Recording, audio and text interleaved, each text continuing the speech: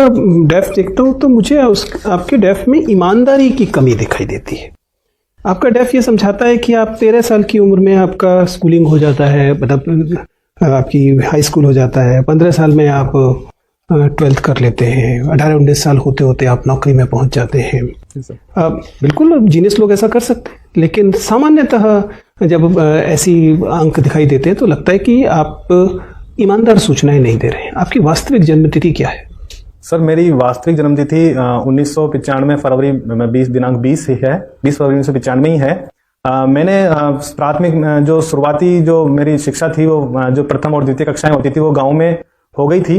तो उसके बाद में जब मेरे पिताजी सरकारी शिक्षक थे, उनके साथ जब उनकी पोस्टिंग हुई तो उनके साथ में ही मेरे को जो प्राइवेट स्कूल से उनमें एडमिशन मिल गया था। क्योंकि परिवार में शिक्षा का एक अच्छा माहौल था तो जो काफ़ी चीज़ें थी उस समय जो मैं घर पे ही सीख लेता था। पापा जी जो पिताजी हैं वो घर पे पढ़ाया भी करते थे, उनके साथ बैठ के पढ़ लेता था। तो जो उस समय जो मेरे 3rd और 4th क्लास के जो नॉर्म्स है उनके अकॉर्डिंग मैं सीधा जो 1st और 2nd क्लास स्कूल में करने के बाद गवर्नमेंट स्कूल में सीधा 3rd एंड 4th क्लास में मैं प्राइवेट में एडमिशन ले लिया। उससे क्या फर्क पड़ा? 1st और 2nd आपने गवर्नमेंट में किया, 3rd आपने पब्लिक में किया, इससे तो समय नहीं बचा।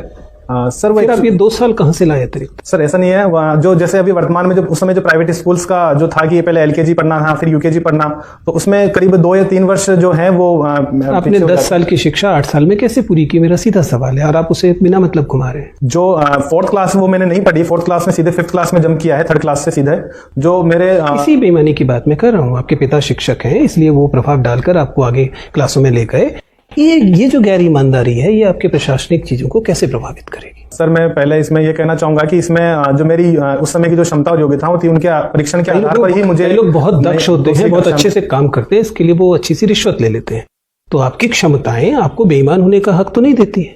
नहीं सर, मेरी क्षमता और योग्यताओं का सर मैं उपयोग प्रशासन में बेहतरी के लिए करूंगा सर। और जो मैं कुछ कम समय में जैसे उस मेरी उम्र के आधार पर उस समय मैंने जो कक्षाएं उत्तीर्ण की है तो वो वैसी ही क्षमता योग्यताओं का जो प्रतिदर्श है मैं अपने प्रशासन में भी देने की कोशिश करूंगा।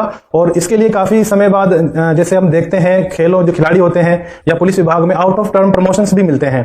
तो हम अगर अपनी जो कार्य प्रणाली है और जो अपना प्रशासन का जो क्षेत्र है उसमें अगर बेहतर प्रदर्शन करते हैं तो हमें उसमें फायदा भी, सरकारी सेवा में फायदा मिलता है।